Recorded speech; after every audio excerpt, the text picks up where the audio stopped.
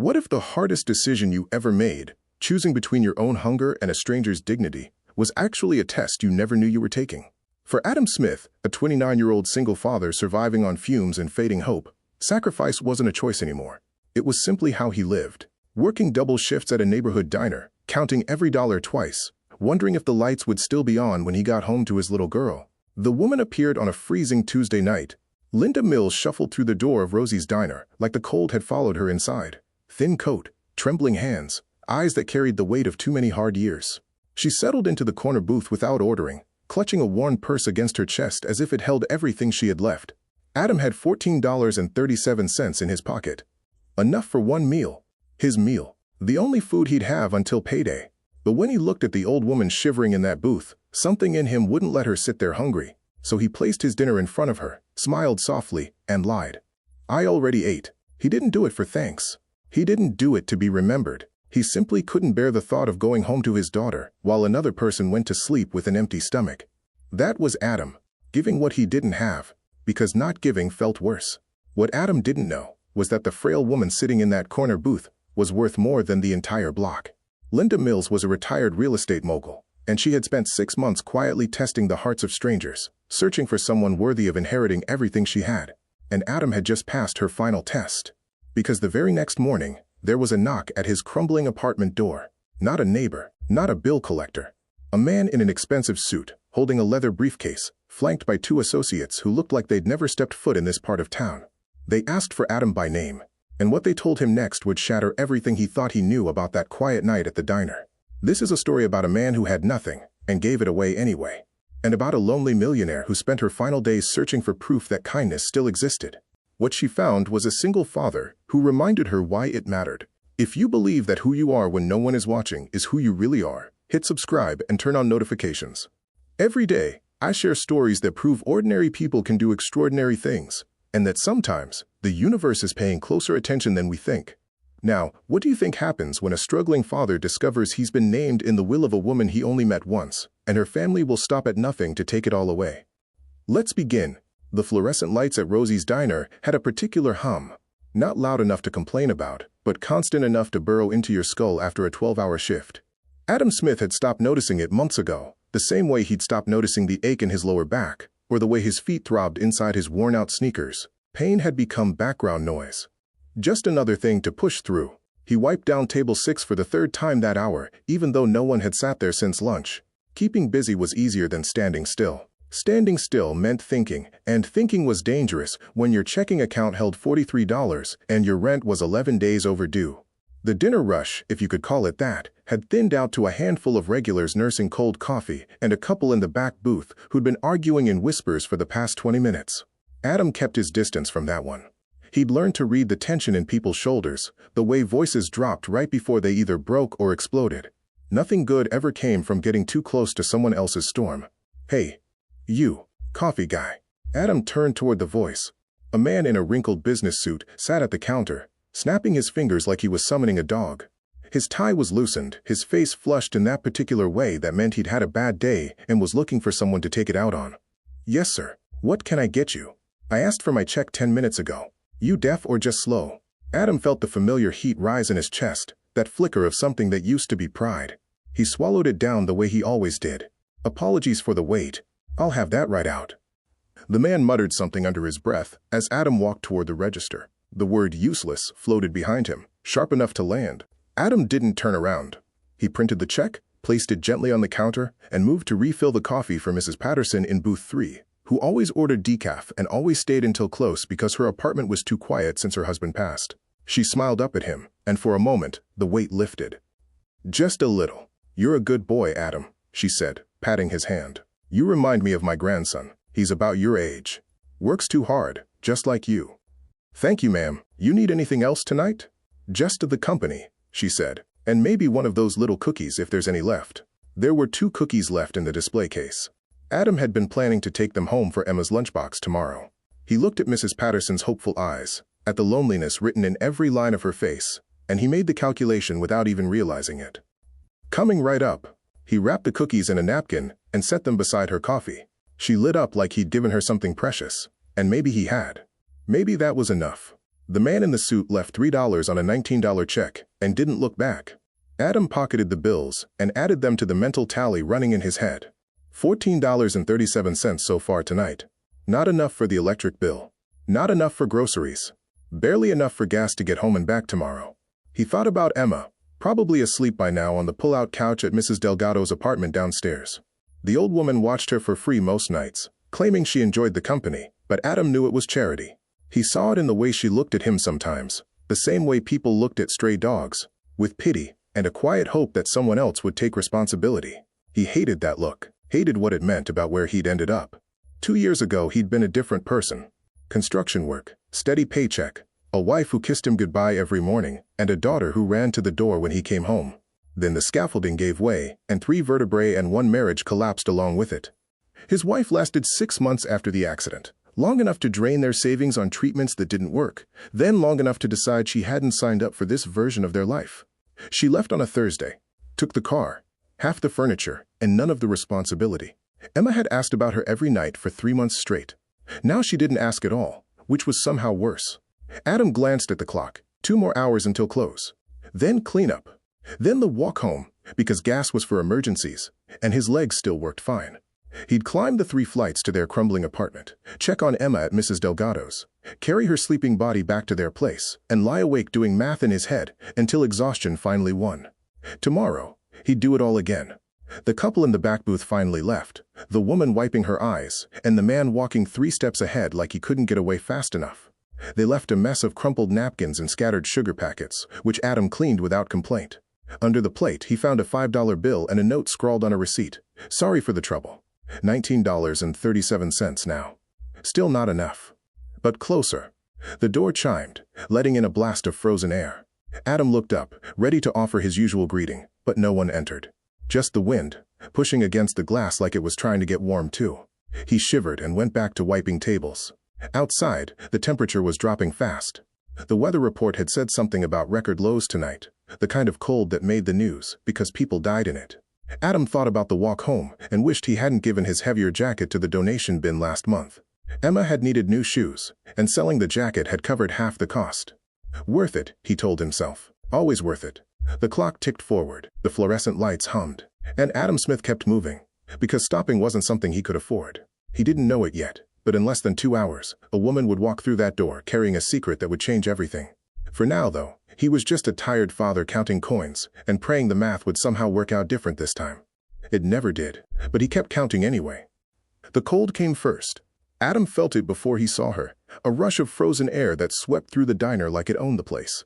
The door had opened and stayed open a beat too long, letting winter pour inside and wrap itself around every surface. The few remaining customers hunched deeper into their booths, clutching their cups a little tighter. Then she appeared. The woman moved slowly, each step careful and deliberate, like she was navigating ice even though the floor was dry. She was small, smaller than Adam had first realized, her thin frame nearly swallowed by a coat that had seen too many seasons. The fabric was worn at the elbows, the buttons mismatched where replacements had been sewn on over the years. A faded blue scarf wrapped around her neck, and her white hair was pulled back in a loose braid that had started to come undone. She didn't look around the way most customers did. Didn't scan the menu board or search for a friendly face. She just shuffled toward the corner booth, the one by the window, the one nobody ever wanted because the draft leaked through the old seals, and lowered herself onto the cracked vinyl seat like her bones were grateful for the rest. Adam watched her for a moment, something tugging at the edges of his chest. He'd seen a lot of people walk through those doors in the past year. Happy people, angry people, lonely people, drunk people. He'd learned to read them quick and adjust accordingly. But this woman, there was something different about her. Something quiet and heavy that he couldn't quite name. He grabbed a menu and a glass of water, then made his way over. "Evening, ma'am. Welcome to Rosie's. Can I get you started with something to drink? Coffee, maybe. It's fresh." The woman looked up at him, and Adam noticed her eyes. They were sharp, despite her age, a pale blue-gray that seemed to take in everything at once. But beneath the sharpness was exhaustion, the kind that went deeper than one bad night. "Just water for now," she said. Her voice was thin, careful. "Thank you." Adam set the glass down and placed the menu in front of her. "Take your time. Kitchen's open for another hour." He turned to walk away, but something made him glance back. The woman wasn't looking at the menu. She was looking out the window at the darkness beyond, her hands folded on the table in front of her. They were trembling, Not from cold alone, but from something more. Hunger, maybe. Or fear. Or both. He recognized that tremble. He'd seen it in his own hands on the nights when the numbers didn't add up, and he'd had to choose between feeding Emma and feeding himself. Adam forced himself to keep moving. There were other tables to check, other customers to tend to. Mrs. Patterson had finally gone home, leaving behind a $2 tip and a kind word. The arguing couple had been replaced by a teenager doing homework in the back booth, nursing a single hot chocolate for the past 45 minutes. The dinner rush was officially over, and the diner had settled into its late-night quiet. But Adam kept finding his eyes drifting back to the corner booth. The woman still hadn't ordered. The menu sat untouched in front of her, and she hadn't taken a single sip of water. She just sat there, staring at nothing, her shoulders hunched against the cold that crept in through the window. 20 minutes passed. Then 30. Adam's shift was almost over. His stomach had started growling an hour ago, and he'd been planning to use some of his tips to order himself a plate before the kitchen closed. Nothing fancy, just the meatloaf special, the cheapest thing on the menu that would actually fill him up. He'd earned it, he told himself. One meal. Just one. He counted the money in his pocket again. $19.37. Enough for the meatloaf, with a little left over for the bus tomorrow if his legs couldn't take the walk. But first, he needed to check on her. Ma'am. Adam approached the corner booth slowly, keeping his voice gentle. Kitchen's closing up soon. You sure I can't get you anything? The woman looked up at him, and this time, he saw it clearly. The hollowness behind her eyes. The way her hands pressed flat against the table like she was trying to stop them from shaking. Her lips parted slightly, then closed again. She glanced down at the menu, and Adam watched her eyes move to the prices listed on the right side of the page. I'm fine, she said quietly, just resting a bit before I head out. It was a lie. Adam knew it the same way he knew when Emma was pretending she wasn't hungry, so he would eat instead. The same careful tone, the same forced steadiness. He looked at her threadbare coat, at the scarf that was more whole than fabric, at the way she sat perfectly still, like movement itself cost something she couldn't afford. Outside, the wind howled against the windows. The temperature had dropped another 10 degrees in the last hour, and the frost was creeping up the glass like fingers reaching inside. Adam thought about the meatloaf special, thought about his empty stomach, and his aching feet, and the long walk home in the freezing dark. Then he thought about this woman walking back out into that cold with nothing in her body to keep her warm. He did the math without meaning to. $19.37. The meatloaf was $6.95 plus tax. That left enough for the bus, maybe a little extra for Emma's lunch tomorrow. Or, he could give her the meal and walk home. Skip dinner tonight, pick up an extra shift tomorrow, figure it out the way he always figured it out. His stomach twisted. Not from hunger, from the weight of the choice. It wasn't fair. None of it was fair. He'd been making impossible choices for 2 years straight, ever since his back gave out and his wife gave up. Choosing between medicine and groceries. Between Emma's shoes and his own jacket. Between being a good father and being a visible one. Present for every moment instead of working doubles just to keep the lights on. And now this. A stranger in a corner booth shivering in a coat that couldn't keep out the cold, and Adam with just enough money to feed one of them. He stood there for a long moment, the fluorescent lights humming overhead, the wind rattling the windows, the woman's trembling hands pressed flat against the table. Then he made his choice. You know what, Adam said, his voice steady even though something inside him cracked. The meatloaf's really good tonight. Best batch Rosie's made in weeks. Let me bring you a plate, on the house. The woman's eyes widened. Oh, I couldn't. Please. Adam smiled. The kind of smile that cost him more than she would ever know. It's cold out there. You should have something warm before you go. He didn't wait for her to argue. He turned and walked toward the kitchen, his stomach growling in protest, his heart pounding with something that felt strangely like peace. Behind him, the woman in the corner booth watched him go, and something in her sharp, tired eyes shifted. The plate was heavier than it should have been. Adam carried it carefully across the diner, steam rising from the meatloaf and mashed potatoes like a promise of warmth. The smell hit him hard. Rich gravy, buttered vegetables, the kind of meal that filled you up and stayed with you. His stomach clenched so tight he almost stopped walking. But he didn't stop. He kept moving, one foot in front of the other, until he reached the corner booth where the old woman sat watching him approach. Here you go, Adam said, setting the plate down in front of her. Careful, it's hot. The woman, Linda, though he didn't know her name yet, looked at the food, then back up at him. Her eyes searched his face with an intensity that made him want to look away. Young man, I told you I couldn't. It's already made, Adam said quickly, pulling a napkin-wrapped set of silverware from his apron pocket. Kitchen was about to toss it anyway. Hate to see good food go to waste. It was a lie, and not a particularly good one. The kitchen never threw out food this early, not with an hour still left on the clock. But Adam sold it with a shrug and an easy smile, the same way he sold every other impossible thing he had to pretend was fine. Linda's gaze lingered on him for a moment longer. Something flickered in those sharp blue-gray eyes, something Adam couldn't read. Then she looked down at the plate, and her shoulders softened just slightly. "That's very kind of you," she said quietly. "It's just meatloaf, ma'am. Nothing special." But they both knew that wasn't true. Adam stepped back, giving her space. "Can I get you anything else? More water? Maybe some coffee to warm up?" "Water is fine."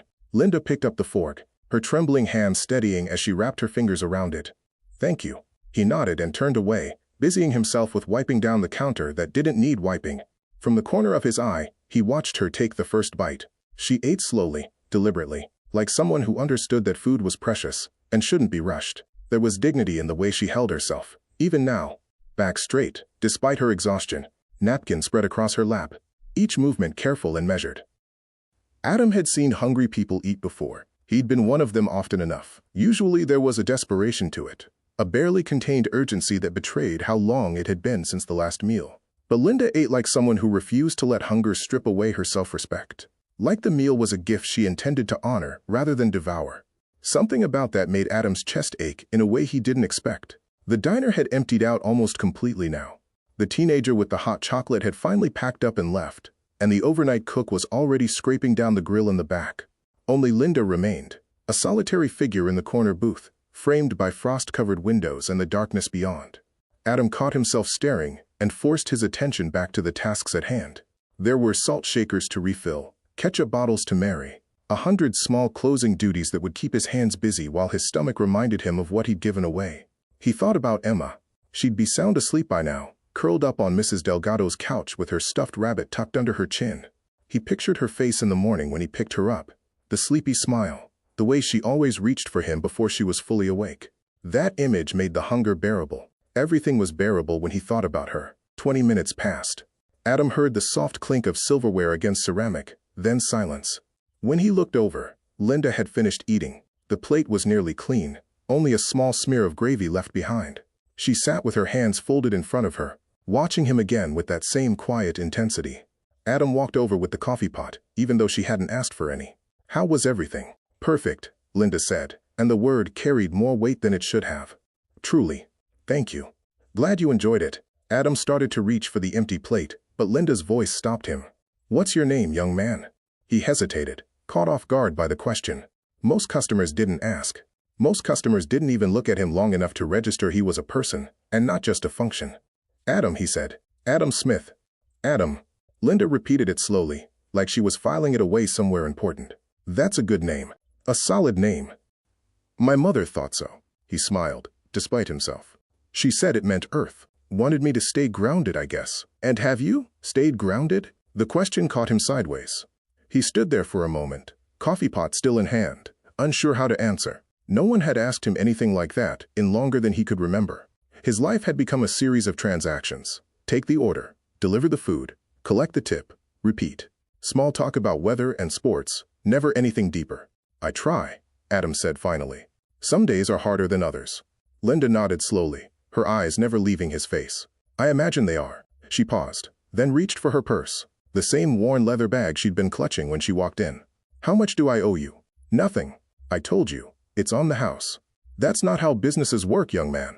"Maybe not," Adam shrugged, "but it's how I work." Linda studied him for a long moment. Something passed across her face. Surprise, perhaps, or recognition. Then she opened her purse and pulled out a neatly folded $20 bill.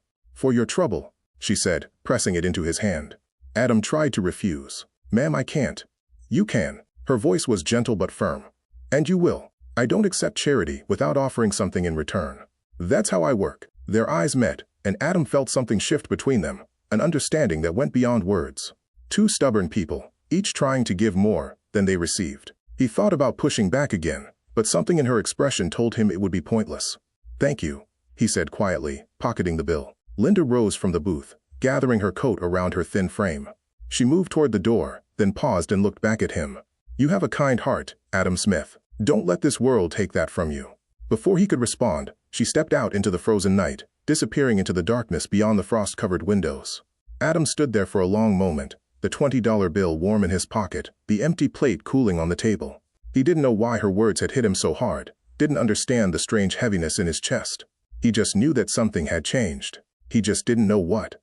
Adam had been asleep for exactly 4 hours when the knocking started. At first, he thought it was part of the dream.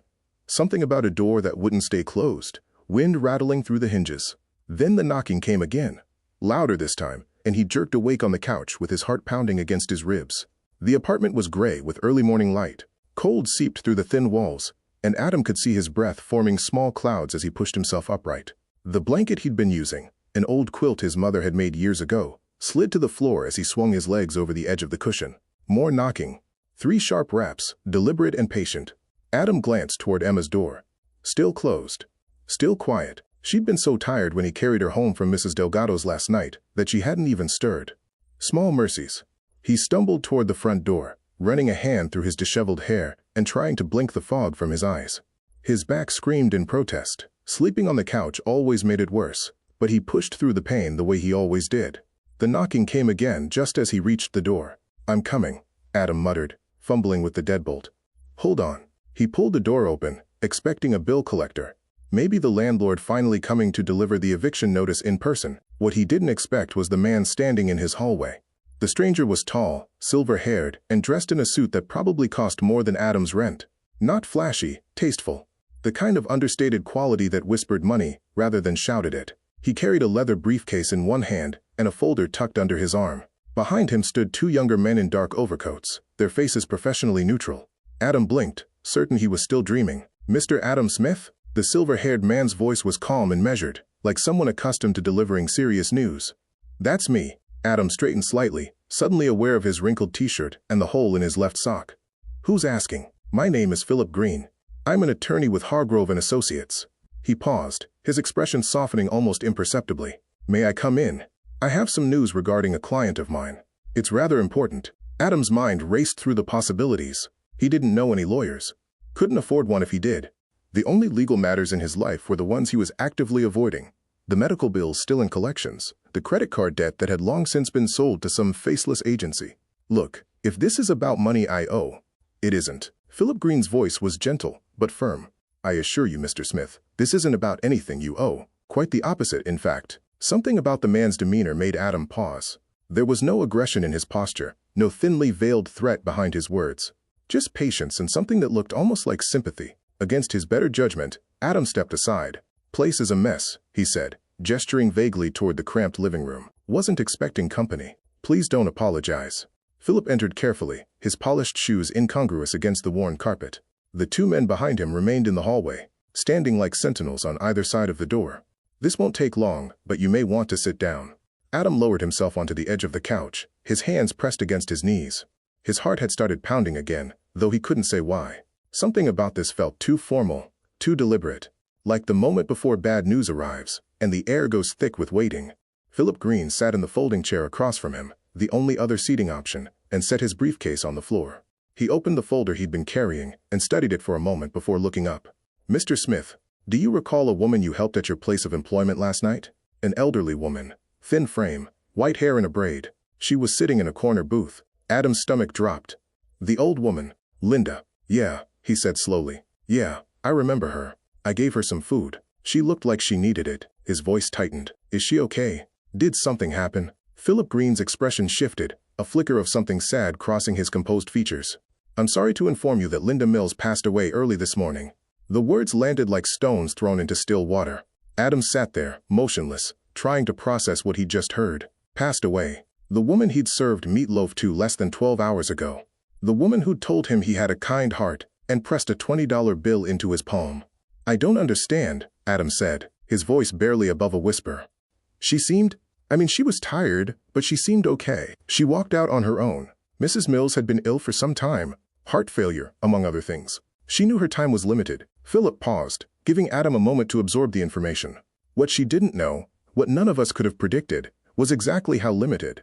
She passed peacefully in her sleep, shortly after returning to her residence. Adam shook his head slowly. A strange guilt washed over him, irrational, but undeniable. He should have done more. Called someone, made sure she got home safe. Something. "I'm sorry," he said, though he wasn't sure who he was apologizing to. I didn't know. Of course you didn't. Philip leaned forward slightly, his voice dropping to something almost confidential. But here's what you need to understand, Mr. Smith. Linda Mills knew exactly who you were when she walked into that diner last night. And what you did for her, the kindness you showed, it mattered more than you could possibly realize. Adam stared at him, confusion cutting through the grief. What are you talking about? I just gave her a plate of food. That's it. That's not it, I'm afraid. Philip reached into his briefcase and withdrew a thick envelope sealed with wax. Linda Mills was a retired real estate investor. Her estate is valued at approximately $4.2 million, including 3 commercial properties and a substantial trust fund. And as of this morning, you are named as her primary beneficiary. The words didn't make sense. Adam heard them, understood them individually, but his brain refused to assemble them into anything coherent. That's not possible, he said flatly. I met her once, for maybe 20 minutes. There's no way. I have the will right here, Mr. Smith. Signed, witnessed and notarized 3 days ago. Mrs. Mills was very specific about her wishes. Philip extended the envelope. She left you everything. Adam didn't take it. He couldn't. His hands had gone numb, and his vision was starting to blur at the edges. This is a joke, he said, his voice hollow. This has to be some kind of sick joke. Did someone put you up to this? Is there a camera somewhere? I understand this is overwhelming. Overwhelming? Adam stood abruptly, nearly knocking over the folding chair. Lady, I have $43 in my bank account. I'm 3 weeks from being evicted. And you're telling me some woman I gave a plate of meatloaf to left me $4 million? That doesn't happen. That's not how life works. Philip Green remained seated, his expression unchanged, patient, like he'd expected this exact reaction. You're right, he said quietly. That's not usually how life works. But Linda Mills spent the last 6 months of her life looking for someone who proved that kindness still exists in this world. Someone who would give what they couldn't afford to give, simply because it was the right thing to do. He paused, letting the words settle. She found that person in you, Mr. Smith, and she wanted to make sure you never had to make that kind of sacrifice again. Adam sank back onto the couch, the fight draining out of him. From down the hall, he heard Emma's door creak open. Daddy? Her small voice drifted toward him, still thick with sleep. Who's here? Adam looked at Philip Green, then at the envelope still extended in his hand, then toward the hallway where his daughter stood, rubbing her eyes. He had no idea how to answer. The law offices of Hargrove and Associates occupied the entire 14th floor of a glass tower downtown. Adam had never been inside a building like this. All polished marble, hushed voices, and elevator buttons that glowed soft amber when you touched them. Everything smelled like leather and money, and the kind of quiet confidence that came from never having to worry about where your next meal would come from. He felt completely out of place. Emma's hand was small and warm in his, her eyes wide as she took in the surroundings. Mrs. Delgado had offered to watch her, but Adam couldn't bring himself to leave her behind. Not today. Not when everything felt like it might dissolve into smoke at any moment. Philip Green led them down a long corridor, lined with oil paintings and frosted glass doors. His footsteps were silent on the thick carpet, while Adam's worn sneakers seemed to announce his presence with every step. The reading will take place in the main conference room, Philip explained, his voice low and measured. There will be other parties present, family members of Mrs. Mills who were also named in the will. He paused, glancing back at Adam. I should warn you, they're not pleased about the situation. What situation? You, Mr. Smith. Your presence in the will came as quite a shock to them. Adam felt his stomach tighten. He'd been so focused on the impossibility of the inheritance itself that he hadn't considered the ripple effects. Of course there was family. Of course they would have expectations. And of course a stranger walking in to claim the largest share would be seen as an intruder. Maybe I shouldn't be here, Adam said quietly. Maybe this is a mistake. Philip stopped walking and turned to face him. Mrs. Mills was one of the sharpest minds I've ever had the privilege to work with. She built her fortune through decades of careful decisions and impeccable judgment. Whatever you may be feeling right now, please understand, this was not a mistake. This was her choice, made with full clarity and intention. Before Adam could respond, Philip pushed open the double doors at the end of the hallway.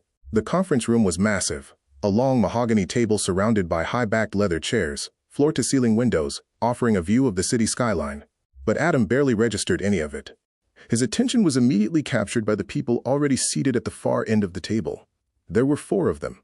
A man in his late 30s with slicked back hair and a suit that screamed expensive. A woman beside him, blonde and polished, her lips pressed into a thin line of disapproval. An older woman who shared Linda's sharp eyes but none of her warmth. And a younger man, maybe mid-20s, scrolling through his phone with practiced disinterest. The moment Adam entered, all 4 heads turned toward him. The silence was suffocating. "Mr. Smith, please have a seat." Philip gestured toward the opposite end of the table, as far from the family as possible.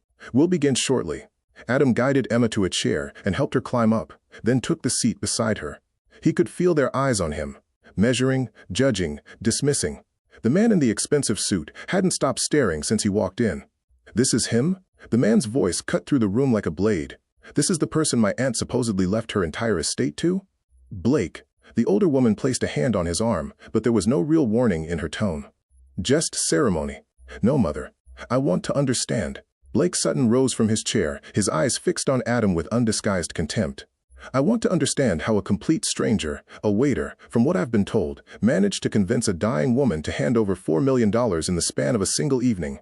Adam felt the heat rise in his chest, but he kept his voice level. "I didn't convince her of anything. I gave her a meal. That's all." "A meal?" Blake laughed, but there was no humor in it. "A $6 plate of food, and suddenly you're the primary beneficiary of an estate that took my aunt 50 years to build. You expect me to believe there was nothing else? No manipulation? No whispered suggestions about how lonely she was? How her family didn't appreciate her? I didn't know who she was." Adam's hands tightened on the armrests of his chair. "I didn't know anything about her money, or her family, or any of this. She was cold and hungry, so I gave her something to eat. That's the whole story, Daddy." Emma tugged at his sleeve, her voice small and uncertain. "Why is that man yelling?" Adam took a breath and softened his expression for her sake. "It's okay, sweetheart. Grown-ups are just talking." Blake's eyes flicked to Emma, and something like disgust crossed his features. "You brought a child to a will reading? This isn't a daycare center, Mr. Smith. This is a legal proceeding." "She's my daughter." Adam's voice dropped, quiet but dangerous. "And you'll speak about her with respect, or you won't speak at all." The room went still. Even the blonde woman stopped adjusting her bracelet and stared.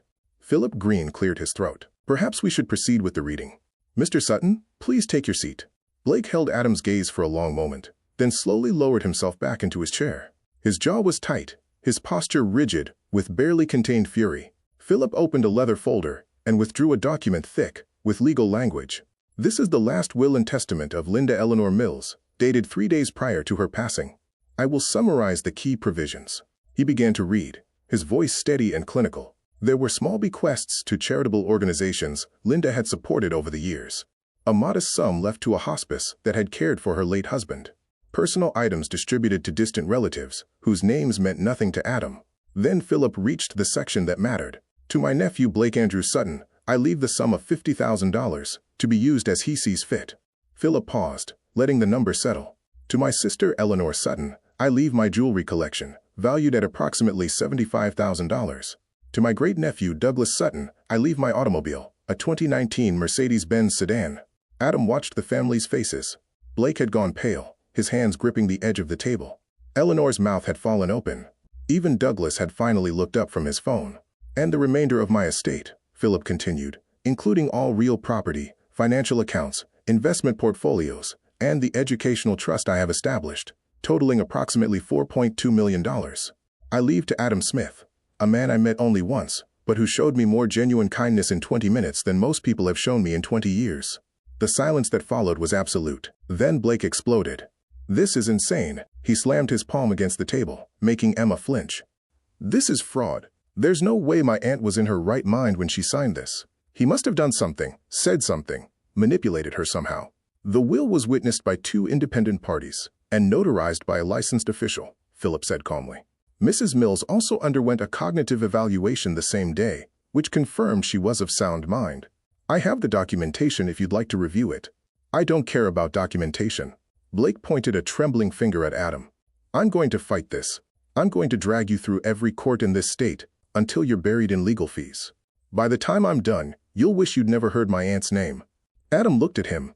At the rage, the entitlement, the absolute certainty that he deserved something simply because of blood relation, and felt a strange calm settle over him. "I didn't ask for this," Adam said quietly. "I didn't want it, but your aunt chose to give it to me, and I'm going to honor that choice. Not because of the money, but because she saw something worth believing in.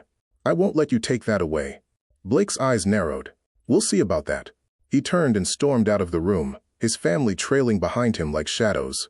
Adam sat there in the silence that remained, Emma's hand still clutching his sleeve, the weight of Linda's gift pressing down on him like a promise he hadn't yet learned how to keep. The lawsuit arrived 3 days later. Adam was standing in his kitchen, trying to coax Emma into eating her oatmeal, when the knock came. Heavy. Official. The kind of knock that announced itself before you even opened the door. The process server was young, barely out of college, with apologetic eyes that wouldn't meet Adam's directly. He thrust a thick envelope into Adam's hands, mumbled something about being duly served, and disappeared down the stairwell before Adam could ask any questions. The document inside was 47 pages long. Adam understood maybe a third of it, but the words that mattered jumped out at him like accusations. Undue influence, cognitive impairment, fraudulent inducement, exploitation of a vulnerable adult. Blake Sutton wasn't just challenging the will, he was trying to paint Adam as a predator. Adam read the complaint 3 times, his coffee growing cold on the counter, his daughter's voice fading into background noise as she chattered about something she'd seen on television. Each reading made him feel more hollow than the last. The legal language was dense and technical, but the message underneath was clear. Blake believed, or wanted others to believe, that Adam had somehow manipulated a dying woman into rewriting her will. The irony wasn't lost on him. He'd given away his only meal because he couldn't stand to watch a stranger go hungry. And now he was being accused of calculated greed. Philip Green called that afternoon, his voice carrying the same measured calm Adam was beginning to associate with him. "I've reviewed the filing," Philip said. "It's aggressive, but not unexpected. Blake has retained counsel from one of the larger firms in the city. They specialize in estate litigation. What does that mean for me? It means they have resources, investigators, media contacts." A pause. "Mr. Smith, I need you to understand something. This isn't just going to be a legal battle. They're going to try to win in the court of public opinion as well. They'll dig into your past, look for anything they can use to discredit you." Adam closed his eyes. His past wasn't exactly spotless. There was the bankruptcy filing after his injury, the months of missed child support payments, when his ex-wife had briefly resurfaced demanding money, the time he'd been arrested for disorderly conduct, charges dropped, but still on record, when he'd gotten into a shoving match with a landlord who'd tried to change the locks while Emma was still inside the apartment. None of it was criminal. All of it was survival, but he knew how it would look when stripped of context and splashed across a headline. "I don't have anything to hide," Adam said, though even as the words left his mouth, he wondered if that was true. "That's good," Philip replied, "because by tomorrow morning, you won't have anywhere to hide either." The first reporter showed up at 6 a.m. Adam had just finished getting Emma dressed for school when he heard voices in the hallway outside his apartment. Not the usual sounds of neighbors heading to work, but something more insistent, more purposeful. He opened the door a crack and immediately regretted it. 3 people stood in the corridor, one holding a microphone, another hoisting a camera onto his shoulder. A third was already scribbling in a notebook. The moment they saw Adam's face, they surged forward like water finding a crack. "Mr. Smith, can you comment on the allegations that you manipulated Linda Mills? Is it true you have a history of financial problems? How do you respond to claims that you targeted Mrs. Mills because of her wealth?" Adam slammed the door shut, his heart hammering against his ribs. Emma looked up at him with wide, frightened eyes. "Daddy, who are those people?" "Nobody, sweetheart." He forced his voice to stay calm.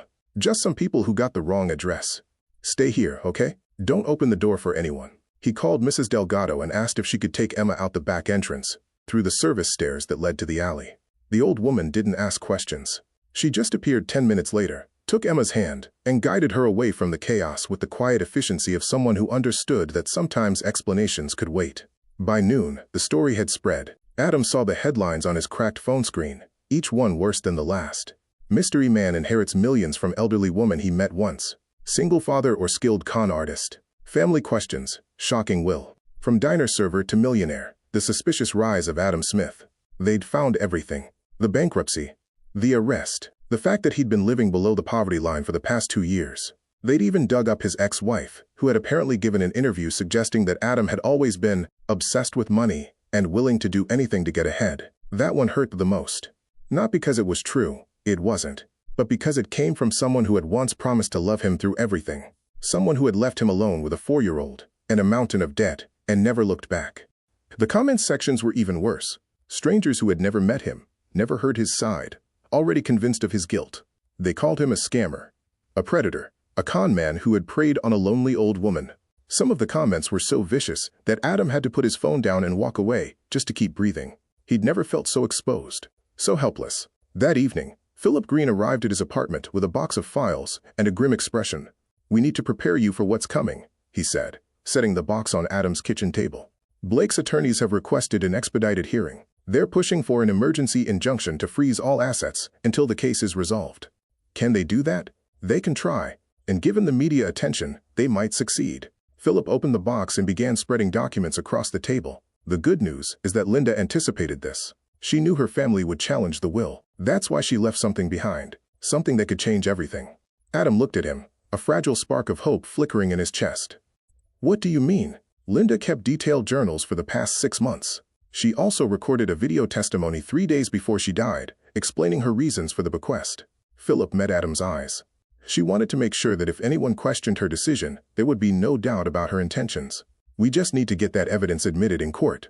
And if we can't? Philip was quiet for a moment. When he spoke again, his voice was softer than Adam had ever heard it. Then we fight anyway. Because that's what Linda would have wanted.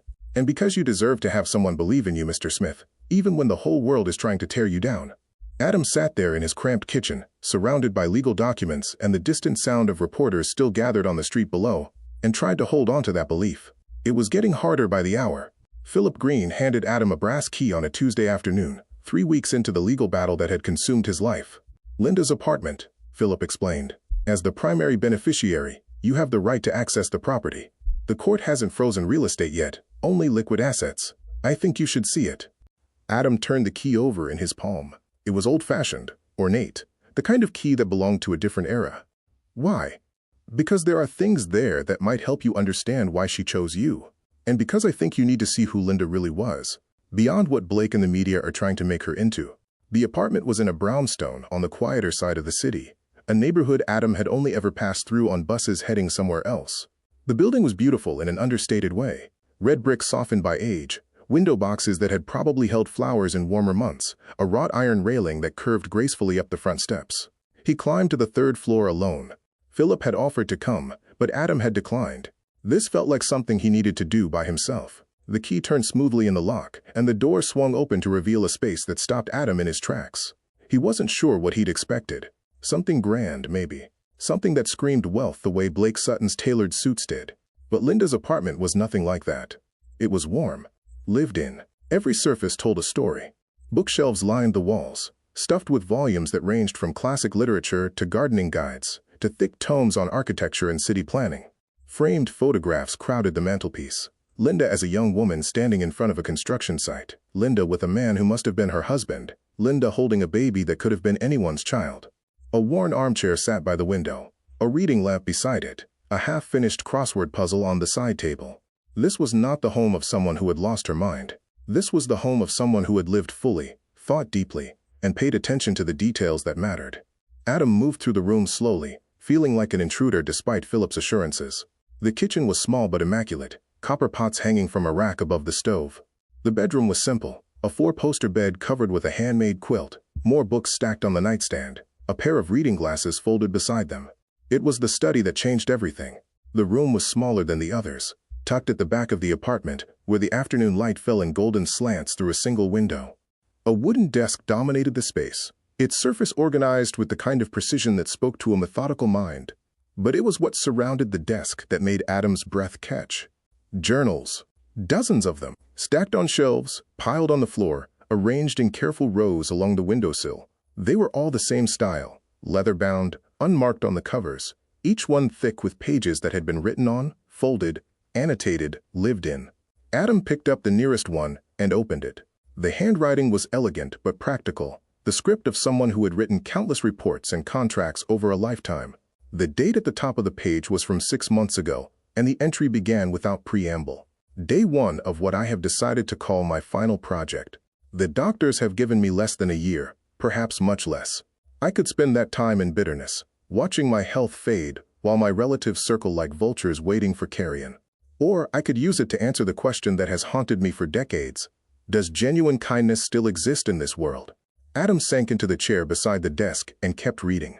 The journals documented everything. Linda had spent the last 6 months of her life conducting what she called tests of character, small, staged encounters designed to reveal the true nature of strangers. She had posed as a homeless woman outside a grocery store, watching to see who would offer help and who would look away. She had pretended to drop her wallet on a busy street, counting how many people walked past before someone stopped to return it. She had sat in coffee shops and diners and bus stations, observing how people treated those they perceived as beneath them. The entries were meticulous. Names, dates, locations, detailed descriptions of each encounter.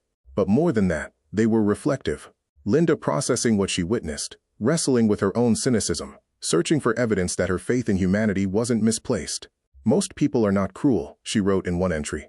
They are simply preoccupied, wrapped up in their own struggles, their own fears, their own small daily battles. Cruelty requires intention. Indifference only requires distraction. But true kindness, the kind that costs something, that demands sacrifice, that is rare. That is what I am searching for. Adam turned the pages with trembling hands. He read about the businessman who had ignored Linda when she asked for spare change, then watched him drop $100 bill into a charity collection box when he thought no one was looking. He read about the teenage girl who had helped Linda cross a busy intersection, asking nothing in return, then vanished into the crowd before Linda could even thank her properly. And then he found the entry about himself. November 14th, Rosie's Diner. I have found him. His name is Adam Smith, and he works the evening shift. I learned this from the other servers, who speak of him with a mixture of respect and pity. He is a single father, they told me. His wife left. He is struggling. He is always struggling. Tonight I watched him carefully. He moves through the diner with an exhaustion that runs deeper than physical tiredness. His shoes are worn through. His clothes are clean but faded. When customers snap at him, and they do, because people are often careless with those who serve them, he responds with patience, with grace, with a gentleness that seems impossible given his circumstances. And then came the moment I had been waiting for. I sat in the corner booth and ordered nothing. I wanted to see what he would do. I watched him notice me, watched him register my thin coat, my trembling hands, my obvious hunger. I watched the war play out across his face, the calculation every poor person knows intimately. He had almost nothing. I could see it in the way he counted his tips, in the way he looked toward the kitchen with longing. But he brought me a meal anyway. He lied to me, said the kitchen was going to throw it out, said it was no trouble. But I saw the truth in his eyes. That was his dinner, his only dinner. And he gave it to me, not because I was someone important, not because he expected anything in return, but because he looked at me and saw a human being in need, and that was enough. I have been searching for 6 months. I have been tested by my own failing health, by my family's greed, by the creeping despair that threatens to consume what little time I have left.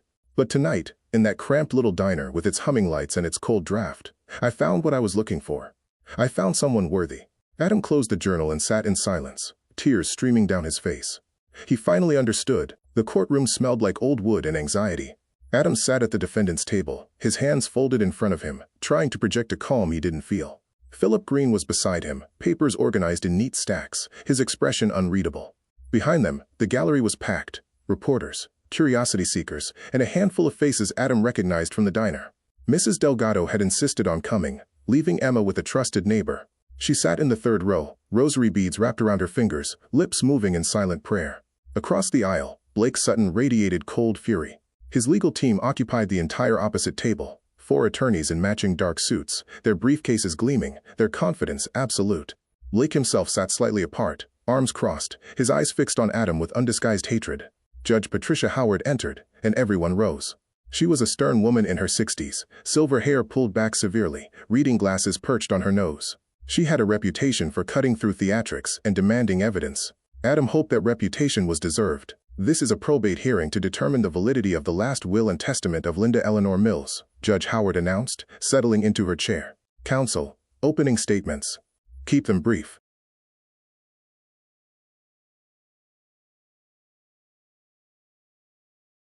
Blake's lead attorney rose first. His name was Garrett Price, and he moved like a man accustomed to winning.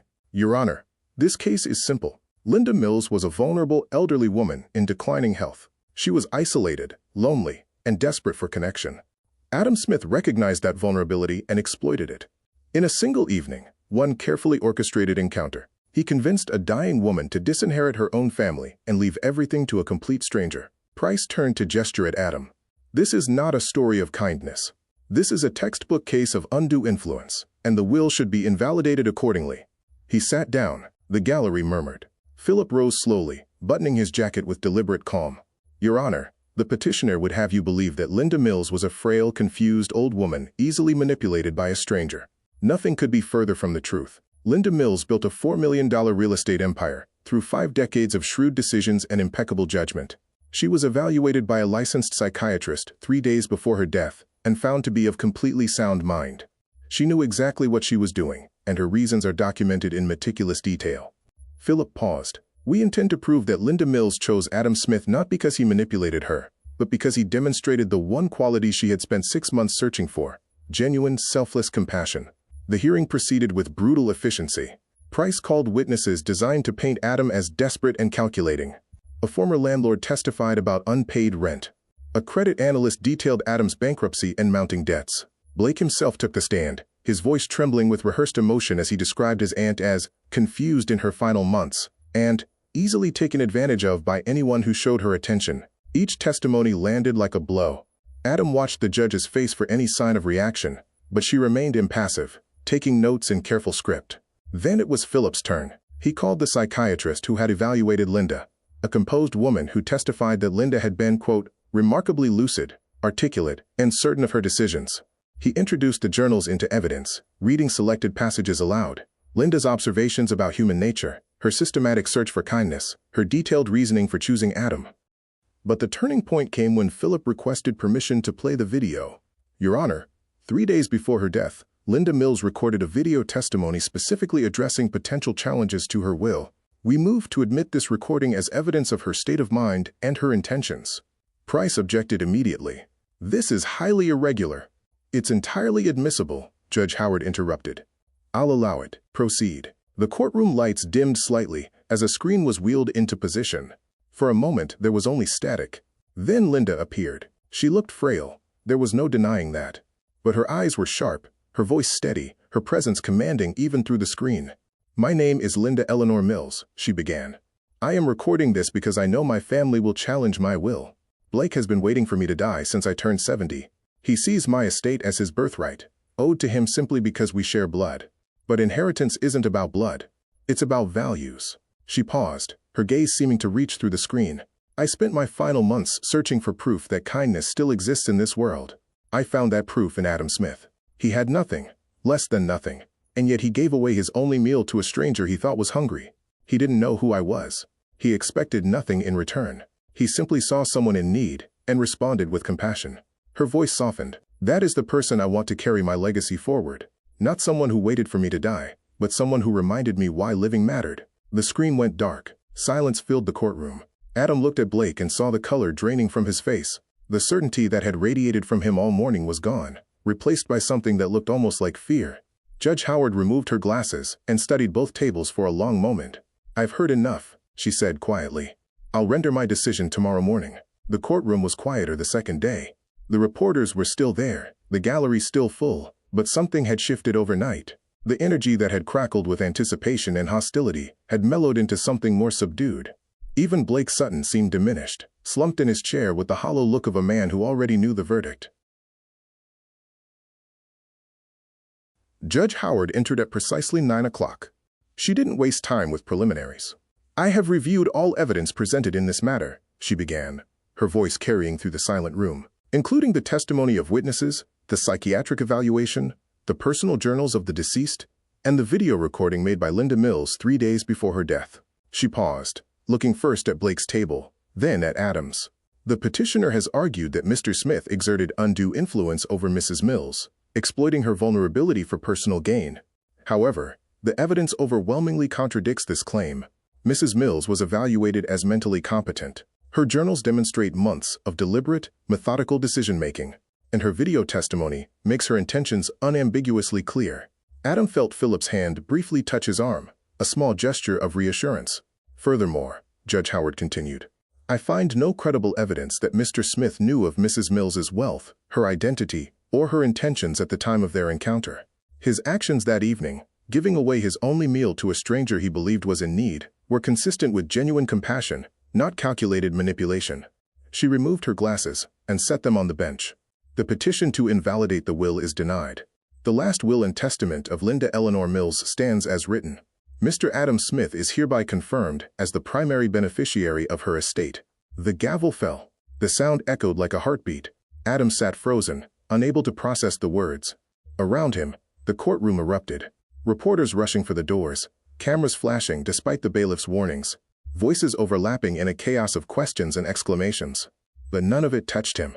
He was somewhere far away, suspended in a moment that didn't feel real. Philip shook his hand. Mrs. Delgado was crying in the gallery, her rosary pressed to her lips.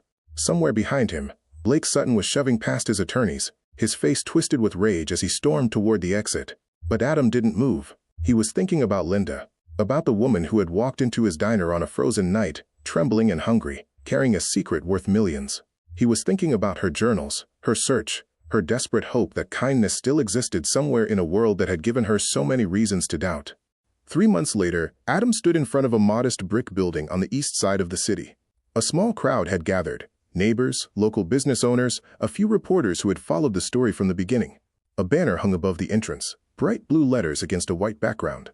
The Linda Mills Community Fund. It had taken weeks of planning, consultations with Philip, and a team of financial advisors, countless sleepless nights, wrestling with the question of what to do with money he had never asked for and still wasn't sure he deserved. But the answer, once it came, had been obvious. Linda had spent her final months searching for kindness. The least Adam could do was help it grow. The fund would provide emergency assistance to families facing the same impossible choices he had faced, the ones that forced you to decide between food and rent, medicine and electricity, your own survival and someone else's dignity.